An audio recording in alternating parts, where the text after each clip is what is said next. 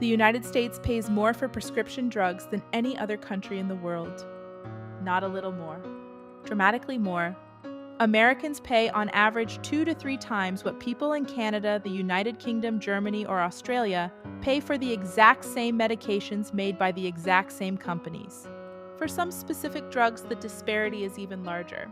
Insulin, which has been around for a century and costs a few dollars to manufacture, was priced so high in the US that American diabetics were rationing their doses and dying as a result. The question of why this happens has a clear answer. It is not a mystery, it is policy. In every other developed country, the government negotiates drug prices. When a pharmaceutical company wants to sell a drug in the United Kingdom, the National Health Service sits across the table and negotiates based on the clinical evidence of how much benefit the drug actually provides. If the price is not acceptable, the country simply does not cover the drug and the company sells it for less or loses access to the market entirely. In the United States, the government was legally prohibited from doing this.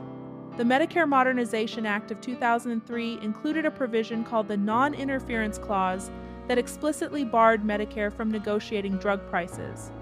This was not an oversight. It was a deliberate provision written with significant input from the pharmaceutical industry, whose lobbying expenditures in the years around that legislation were among the highest of any industry in American history.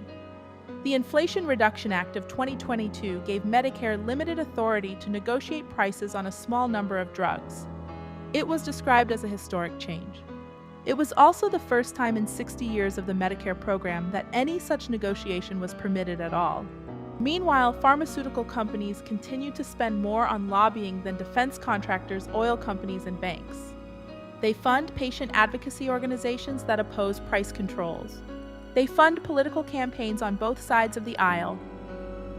The result is a system in which the industry that sets prices also heavily influences the government that could regulate them. American patients pay the difference.